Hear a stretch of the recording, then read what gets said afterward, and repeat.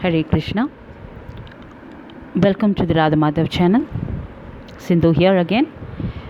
Today's topic of discussion, I'm going to be talking about the peace formula. Alright?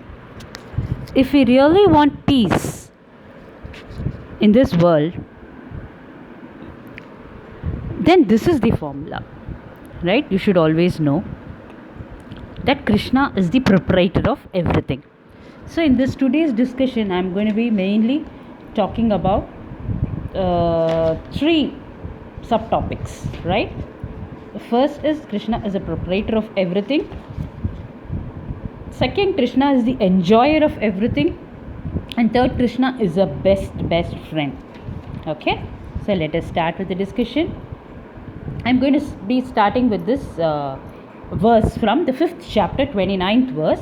Let me start with the Mangalacharan. Om Ajnanatimirandasya Jnananjana Shalakaya Chakshashurmilitemeene Tasmai Shri Gurave Namaha. Nama Om Vishnu Padaya Krishna Preshtaya Bhutale Srimate Bhakti Vedanta Swami Niti Namine. Namaste Saraswati Devi Gauravani Pracharini Nirvishesha Shunyavadi Paschatya Deshatarine. Hare Krishna. So let us recite the verse. Bhoktaram Yajna Tapasam Sarvalokamaheeshwaram Shukritam Sarvabhutanam Nyatva Mam Shanti Mrichyati. I repeat, Bhoktaram Yajna Tapasam Sarvalokamaheeshwaram Shukritam Sarvabhutanam Nyatva Mam Shanti Mrichyati. So let's see what the word by word meaning. Bhoktara means the beneficiary, right? Yajna means sacrifices. Tapasa means penances and austerities. Sarva Loka means of all the planets, demigods, everything, right? Maha Ishvara means the Supreme Lord. Shukradam is the benefactor, right? Sarva means of all. Bhutana means living entities. Nyatva means knowing. Mam means Lord Krishna, me. Shanti means relief from material pangs. Rachyati means one achieves, right? So what is Krishna giving here? The meaning is person in full consciousness of me, knowing me to be the ultimate beneficiary of all the sacrifices and austerities, the supreme lord of all the planets and demigods, and the benefactor and well-wisher of all the living entities, attains peace from the pangs of material miseries. Okay, so now people are planning for peace in this world, right? Example, United Nations, they are trying for the last 20 years or more for peace, but there is no peace actually in the world. The war is going on because they do not know, right? So in the Bhagavad Gita it says Bhuktaram Yajna Tapasam Sarvaloka Maheshwaram. I am the proprietor of everything. What are you? Whatever you are doing, I am the ultimate beneficiary. I have to take the result, Krishna says.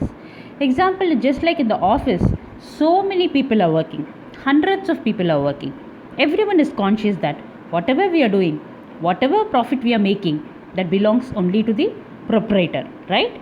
If that is the attitude, then there is peace. But as soon as the employee thinks, or the cashier, whoever is working, thinks, oh, I have got so much of money now, I am the proprietor, then the whole trouble begins. If we understand that I am a very rich man, I have so much of bank balance, I can use it for my sense gratification, then what is that called? That is called as kama, right? Whereas if we understand that whatever I have got, that belongs to the Supreme Personality, Krishna, then I am a liberated person. When you think I am the proprietor, then immediately you are in the influence of Maya.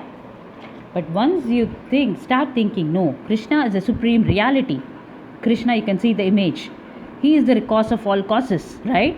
If you think he is a proprietor of all things, then you are free, right? So the second subtopic is Krishna is the enjoyer of everything. How? Let's see here. See, we come here in this planet, in the world, as a guest, okay? Suppose I am an Indian, you are an American. We have come on this earth as a guest for few years. That's all. Say for 50 years, 100 years. Then what happens? We leave this place. So if I am the proprietor, why don't I take this place with me wherever I am going or where I am going, right? No. So I am not the proprietor. Another example is, suppose we are sitting in one room, but actually this room belongs to whom? The landlord, right? So when I vacate the room, I have to leave this place, right? But can the tenant say, I'm leaving this place for you, I'm renouncing to the landlord? No. Right? We can neither take it as our we can enjoy, or we can renounce it, right? So both are illegal. So we must know that everything belongs to the supreme knowledge. So this is the real knowledge, right? So the last subsection I was telling, the third one, is Krishna is our best friend. We also saw in the Krishna Katha, right, how he is the best, the story of a poor student and the teacher, right? How he was the best friend to that little boy who was very, very poor, right? So let's see how he is the best friend. The Supreme Lord Krishna is the enjoyer, he is the proprietor, he is the real friend, right? Example you can take, like I'm transmigrating from one body to another body, right? So what happens? Krishna is also transmigrating in the same body as the super soul. Suppose I'm transmigrating to the body of a hog, so Krishna is present there also. He's such a friend, right? Now in this material world, when I have all the riches, when I have all the facilities, when I have all the money, when I'm so rich, I have so many friends around me all the time, right? But when I am poverty stricken, okay, no friend, none of them, family, relatives, none of them come to us. But Krishna is not such a friend. He is a really, really good friend and conditional friend, right? In whatever condition we are, you may live, he is always with us, right? Even in the Vedic scripture, one example is always quoted, like two birds are sitting in the same tree.